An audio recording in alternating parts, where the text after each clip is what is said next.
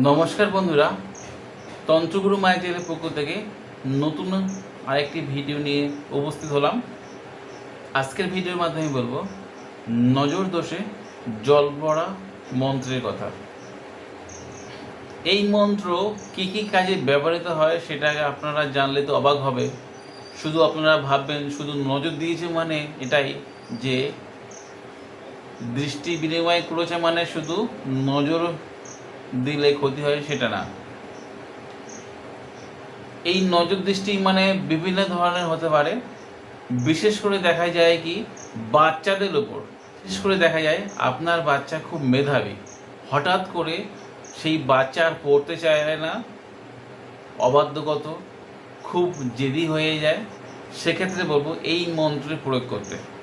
কারণ হয়ে থাকে নজর দোষ দিয়েছে। নজর দোষের ফলে হয় কি সেই বাচ্চা পড়তে চায় না, অন্যের প্রভাবে চলতে চায়, আপনার কথা বললে সে রাগ করে বেরিয়ে যায়, পড়াশুনো করতে চায় না।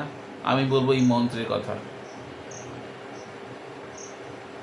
আরেকটা আমি প্রয়োগ বলি, যেটা হয় কি ছোট বাচ্চা সুন্দর খাচ্ছিল, দুধ খাওয়ালো, বুকে দুধ খাওয়ালো, সুন্দরভাবে খাচ্ছিল, হঠাৎ করে বাড়িতে কেউ এসে দেখেছে, তার ফলে সে আর বাচ্চা খেতে চায় না, মুখে দুধ তুলে ফেলে দেয় সব সময়।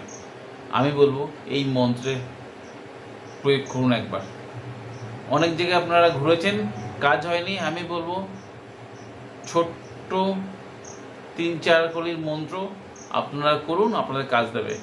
এছাড়া বলবো যাদের রোগ সারছে না, যেসব ঘরেতে রোগ সারছে না, একটা রোগ হয়েছে সারতে না সারতে আরেকটা রোগ হচ্ছে, আমি বলবো একবার এই মন্ত্রের প্রয়োগ করুন। কারণ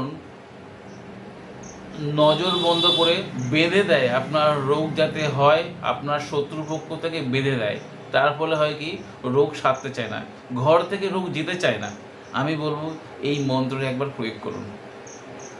এছাড়া ডাইনের দৃষ্টি, ভূত প্রেত, জিনের দৃষ্টি থাকলে আপনারা এই মন্ত্র প্রয়োগ করুন। কোন কোন জায়গায় এই মন্ত্র ব্যবহার হয় আমি তো বললাম, আরও অনেক জায়গায় আছে। মন্ত্রের ভেদ দেখলে আপনারা বুঝতে পারবেন এর মন্ত্রের গুণাগুণ কতখানি। এটা পরশুরামের কাত্রি মন্ত্র। একবার মন্ত্র প্রয়োগ করলে যে কোনো ধরনের অশুভ শক্তি নাশ করতে পারে এই পরশুরামের কাত্রি মন্ত্র। তো এর প্রয়োগ বিধি হচ্ছে কি, শুধু মুখস্থ করলে কাজ হবে। যে কোনো শুভ দিন, বিশেষ করে পূর্ণিমা বা অমাবস্যার দিন এমন মুখস্থ করবেন যেন কণ্ঠের জিভের উপর আসে। বিশেষ করে যাদের রোগ সারছে না, রোগের বেলায় আমি বলি প্রথমে আপনাদের আনতে হবে জোয়ারের জল। পূর্ণিমা মাথায় জোয়ারের জল আনতে হবে, দম বন্ধ করে 1 ঘটি তুলে এই মন্ত্রটা 11 বার বা 21 বার পাঠ করে ফুঁক দিয়ে সেই জল স্নান করাতে হবে। এবং যেদিন পূর্ণিমা হয়েছে সেই পূর্ণিমার দিন সকালবেলা যে কলের জল খায়, মানে যে হ্যান্ড পাইপের কলের জল খান, সেই জল দম বন্ধ করে তুলে সেই 11 বার বা 21 বার পাঠ করে সেই জল খাওয়াতে হবে 3 দিন বা 1 সপ্তাহ। বাচ্চাদের ক্ষেত্রে হয় কি যে কোনো শুদ্ধ জলের ওপরে 11 বার পাঠ করে আপনারা সেই জল খাওয়াতে পারেন, তবে জলটা সংগ্রহ করবেন দম বন্ধ করে।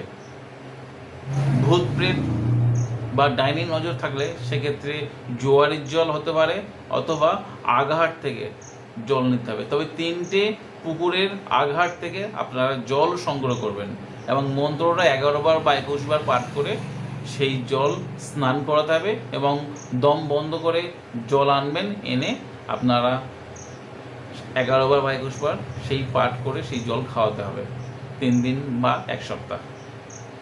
তবে সমগ্র কাজ করতে হবে শনিবার বা মঙ্গলবার সকালবেলার দিকে করলে ভালো হয়। আমি মন্ত্রটা স্ক্রিনে লিখে দেবো, ভিডিও শেষে আপনারা দেখে নেবেন। আর আপনাদের যদি ভিডিও উপকারে আসে আপনার বন্ধু বান্ধব বা আত্মীয় স্বজনদের শেয়ার দিতে ভুলবেন না, কারণ আপনার এই শেয়ার আমার এই ভিডিও বানাতে উৎসাহ করবে। আজ বন্ধুরা এই পর্যন্ত, দেখা হবে আগামী পর্বে। ততক্ষণ সবাই সুস্থ থাকুন, ভালো থাকুন। জয় মা তারা, জয় মা কামাখ্যা, জয় বন্ধু। নমস্কার বন্ধুরা।